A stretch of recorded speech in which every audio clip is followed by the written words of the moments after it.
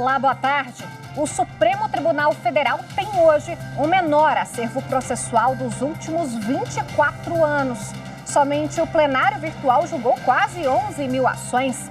Os números acabam de ser divulgados pelo presidente da Corte, ministro Dias Toffoli, em entrevista coletiva para apresentar o balanço da gestão dos últimos 2 anos. Este é um dos destaques desta edição do Jornal da Justiça e você vai ver também. O chamado trabalho escravo avança no país. Somente nos 2 últimos meses, o número de trabalhadores em situação degradante resgatados é 2 vezes maior que em todo o primeiro semestre do ano. A operação da Polícia Federal investiga crimes ocorridos após conflito em aldeia indígena no Rio Grande do Sul. Em junho deste ano, os índios do Poço Carreteiro, na região norte do estado, entraram em conflito por disputa de terras e liderança local. E ainda, condenados 2 militares envolvidos no roubo de arma e munições do Exército. O plano teria sido combinado previamente entre os dois. A intenção era vender o armamento no mercado paralelo por cerca de R$20 mil.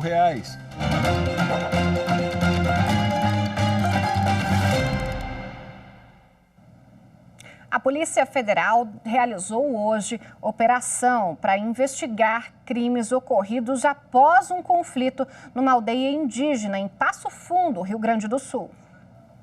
Cerca de 110 policiais federais cumprem 21 mandados de prisão preventiva e 28 de busca e apreensão em Passo Fundo e outros 3 municípios gaúchos. A operação conta com o apoio da Brigada Militar, da Polícia Civil, do Corpo de Bombeiros e de mais de 300 agentes públicos. Os mandados são cumpridos para encerrar os conflitos e retomar a normalidade da aldeia e dos municípios próximos. Em junho deste ano, os índios do Poço Carreteiro, na região norte do estado, entraram em conflito por disputa de terras e liderança local. Um grupo ficou controlando a reserva e o outro foi expulso da aldeia. Segundo as investigações, os índios estavam armados e foram acusados de praticar vários crimes contra pessoas e patrimônios nos municípios. As provas apreendidas vão ajudar na identificação dos autores. A Polícia Federal investiga 4 tentativas de homicídio, prática de organização criminosa, lesões corporais, porte ilegal de armas, ameaças e incêndios. Greve dos Correios. O Tribunal Superior do Trabalho determinou que a empresa mantenha em operação pelo menos 70% das atividades. A ministra do Tribunal Superior do Trabalho, Kátia Arruda, determinou que os empregados da empresa brasileira de Correios e Telégrafos mantenham 70% das atividades em cada unidade da empresa, enquanto durar a greve da categoria, iniciada no dia 17 de agosto. A liminar também determina que os empregados permitam o livre trânsito de pessoas e cargas postais. A empresa fica proibida de realizar descontos nos salários dos trabalhadores que aderiram à paralisação. A greve dos Correios foi deflagrada em razão do impasse na negociação do acordo coletivo de trabalho referente ao período de 2020 e 2021. A empresa pedia que a greve fosse declarada abusiva, mas o pedido foi negado. O direito de greve está previsto na Constituição da República. O Superior Tribunal Militar confirmou a condenação de 2 militares envolvidos no roubo de arma e munições em uma unidade do Exército em Criciúma, Santa Catarina. O crime foi em fevereiro de 2017. De acordo com o Ministério Público Militar, um dos soldados invadiu o 28º Grupo de Artilharia de Campanha e simulou o roubo de um fuzil automático e de 20 cartuchos de munição que estavam em poder do comparsa, um militar que estava de serviço. O plano teria sido combinado previamente entre os dois. A intenção era vender o armamento no mercado paralelo por cerca de R$20 mil, 3 vezes mais do que o valor de mercado. Para tornar a história mais realista, o soldado que simulou a invasão ao quartel usou um alicate para cortar a cerca lateral da área militar. Ele também desferiu socos no rosto do colega e cortou o dedo de uma das mãos do comparsa com uma faca. A ideia era que o militar lesionado fosse reformado, enquanto os demais dividiriam entre si o valor da venda do armamento. A defesa dos militares defendeu a tese de perdão judicial.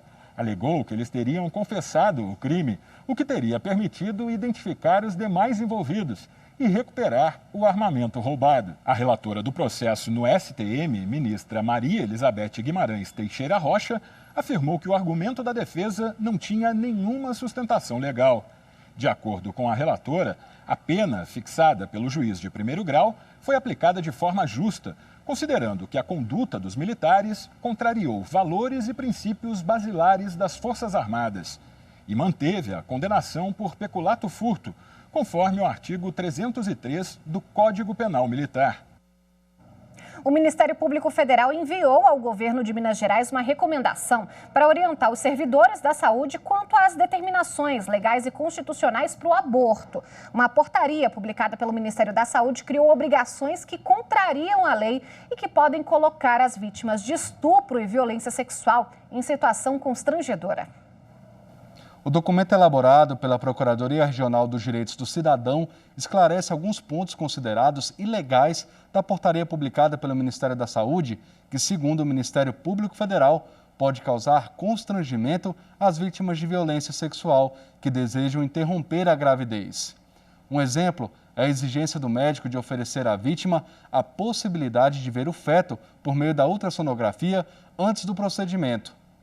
Neste caso, para o MPF, a postura do profissional pode ser considerada violência institucional, crime previsto na Política Nacional de Enfrentamento à Violência contra Mulheres. Além de Minas Gerais, as recomendações também foram enviadas para outros 14 estados. O presidente do STJ, ministro Humberto Martins, deu posse ao novo diretor-geral da Escola Nacional de Formação e Aperfeiçoamento de Magistrados. O ministro Og Fernandes vai ocupar o cargo nos próximos 2 anos. O presidente do Superior Tribunal de Justiça, ministro Humberto Martins, empossou o ministro Og Fernandes como diretor-geral da Escola Nacional de Formação e Aperfeiçoamento de Magistrados, a Infam. A posse administrativa ocorreu na sede da escola. Og Fernandes vai comandar a Infam no biênio 2020-2022. Estamos certos de que Vossa Excelência em muito contribuirá para que a Infam continue a ser referência nacional e internacional para todas as escolas da magistratura, como instituição de excelência em ensino e em pesquisa. Natural de Recife, o ministro entrou no STJ em 2008 e atua na segunda turma, primeira sessão e corte especial.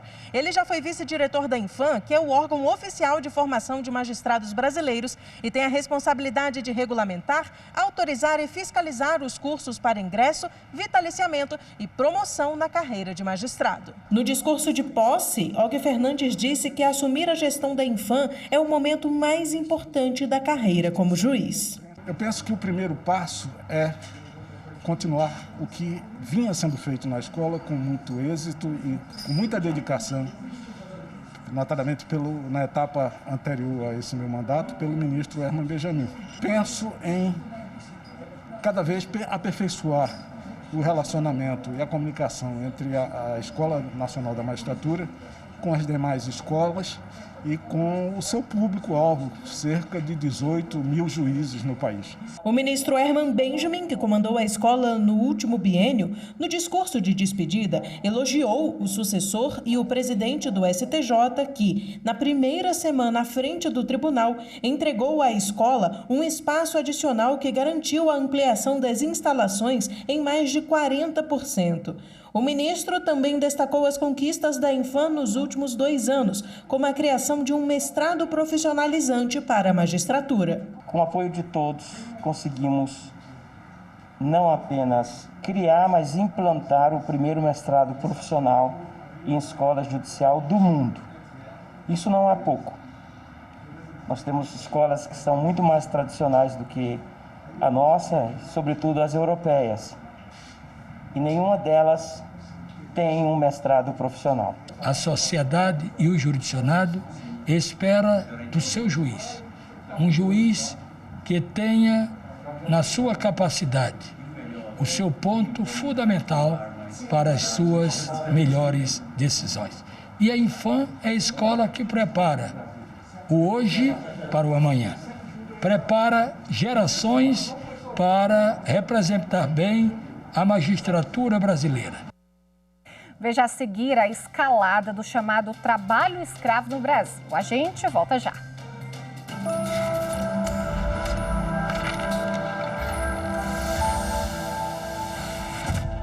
A Constituição é essencial no enfrentamento à corrupção, porque ela prevê diversos mecanismos de detecção e prevenção a esse ato ilícito, inclusive o artigo 37, que é o maior compliance da gestão pública brasileira, prevendo os princípios da impessoalidade, moralidade, publicidade e eficiência.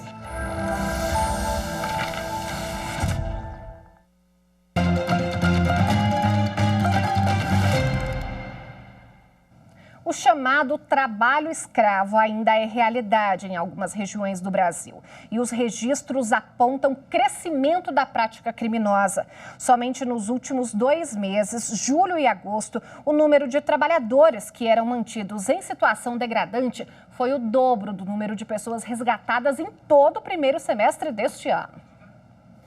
Essas fotos registraram a forma desumana como 6 trabalhadores eram mantidos em uma zona rural do município de Coronel Domingos Soares, no sudoeste do Paraná.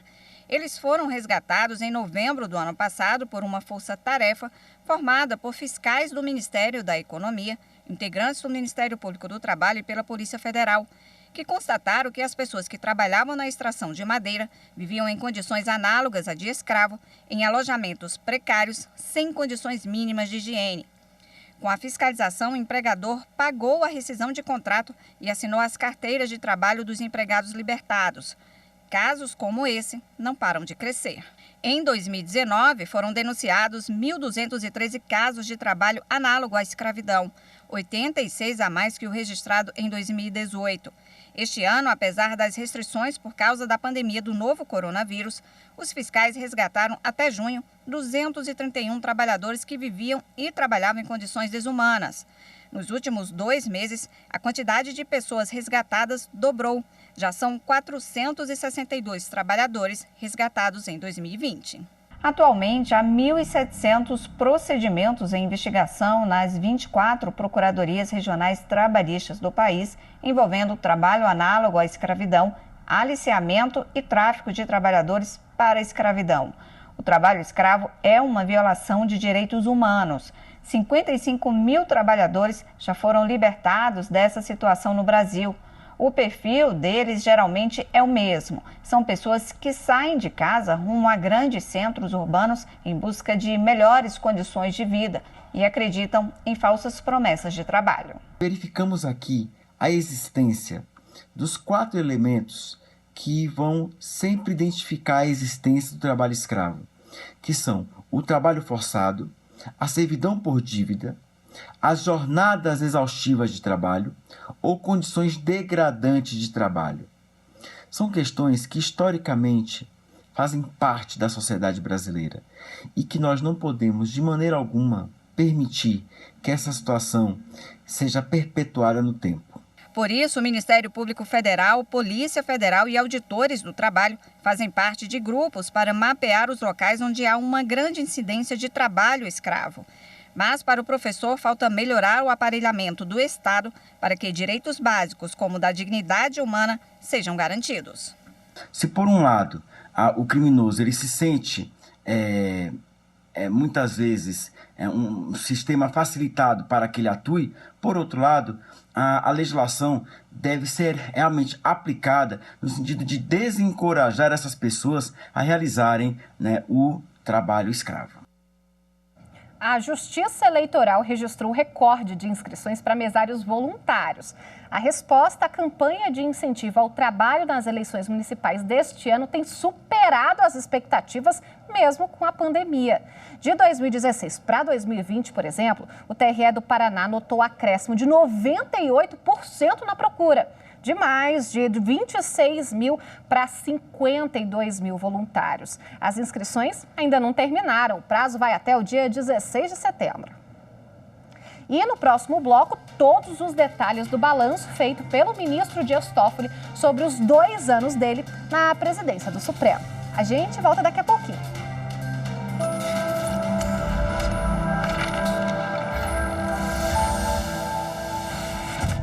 O homem tende sempre ao conflito. E a Constituição garante instrumentos de pacificação social. Por isso é tão importante que nós defendamos a nossa Constituição.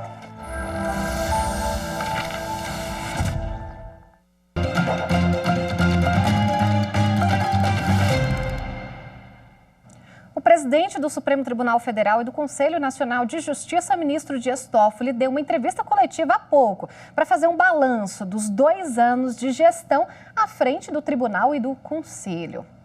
O ministro disse que a pandemia obrigou o tribunal a fazer adequações no modo de trabalhar, mas que mesmo assim a justiça não parou.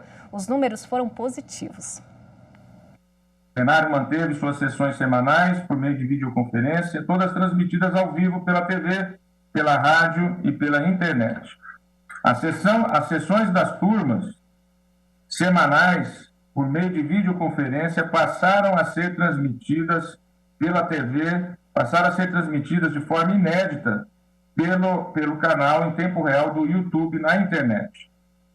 No campo interno, foram modernizados os fluxos de trabalho, foram aprovadas emendas regimentais para reforçar a colegialidade das decisões, foram divulgadas antecipadamente as pautas de julgamento, foram realizados investimentos tecnológicos, promovidas melhorias no plenário virtual e estabelecidas parcerias interinstitucionais visando ao aprimoramento da jurisdição constitucional. Graças aos julgamentos virtuais, também conseguimos avançar sobre a longa pauta de julgamentos colegiados. Vejam que, ao final de 2018, havia liberados para julgamento do plenário maior 1.200 processos. Hoje temos uma pauta com 369, uma redução de quase 70%. Nesses 2 anos, a Corte proferiu 31.777 decisões colegiadas. Em 2 anos, repito, 31.777 decisões colegiadas. Não há como dizer que o Supremo é uma corte monocrática. Não há corte constitucional no mundo que tenha esse número de decisões colegiadas. Não tem. O ministro Dias Toffoli destacou que a expansão digital trouxe celeridade à justiça. Em meio à pandemia, seguimos sendo a Suprema Corte que mais julga processos no mundo. Aperfeiçoamos a gestão do acervo, aperfeiçoamos o juízo de admissibilidade recursal e a gestão da repercussão geral, tornando o processo decisório do tribunal mais célere e eficiente.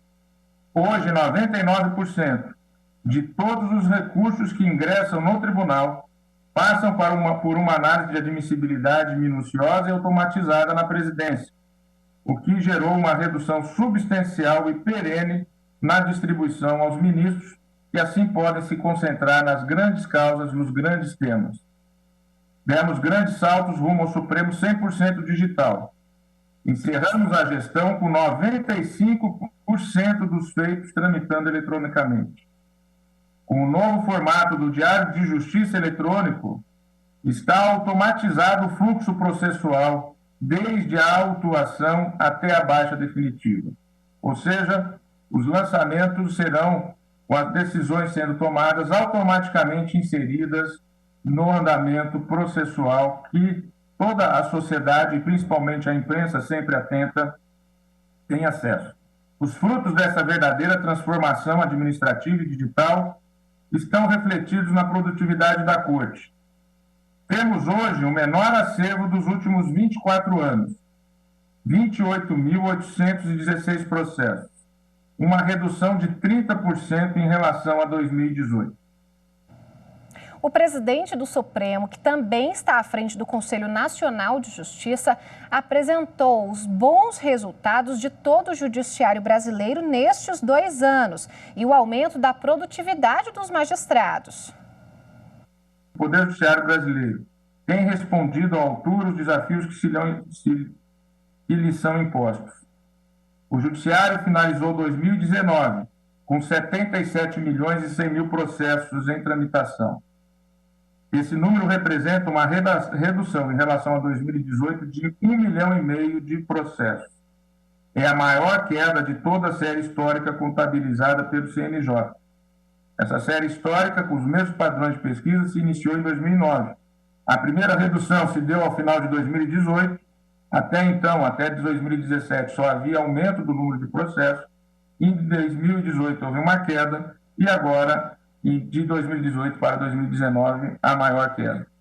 Em 2019, a produtividade média dos magistrados elevou-se em 13% em relação a 2018, atingindo a maior produtividade dessa série histórica iniciada em 2009. Uma média de 2.107 processos baixados por magistrados.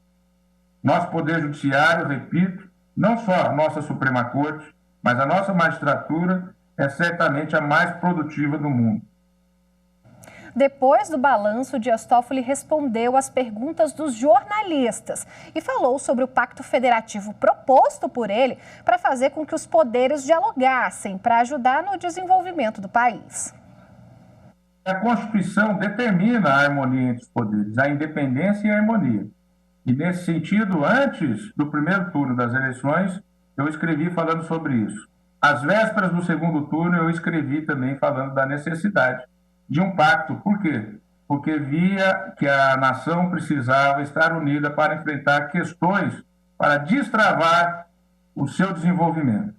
E ali destacava exatamente quais temas: a necessidade realmente de uma reforma da Previdência, a necessidade de um pacto federativo, vejam aí, né, todas as discussões, a necessidade de uma desburocratização, vejam aí a reforma administrativa, a necessidade de enfrentar a corrupção, colocávamos isso como uma necessidade fundamental, colocávamos também a necessidade de um maior diálogo, uma maior harmonia e uma reforma tributária e fiscal. O ministro Dias Toffoli também afirmou que o Supremo Tribunal Federal atuou para defender a democracia. Diz que a sociedade deve estar atenta, que não se pode deixar que o ódio entre em nossa sociedade. Ele destacou a abertura do inquérito das fake news. Decisão difícil, decisão que foi atacada, decisão que foi criticada, decisão que foi vista, de certa forma, como algo abusivo. Mas que em junho desse ano, por 10 votos, foi sufragado como constitucional, como necessário. E foi fundamental. E no mais, a história vai avaliar o papel desse inquérito na democracia do Brasil. Acompanhe no Jornal da Justiça, segunda edição, as informações completas da coletiva do ministro Dias Toffoli. Um ótimo fim de semana para você. Tchau, tchau.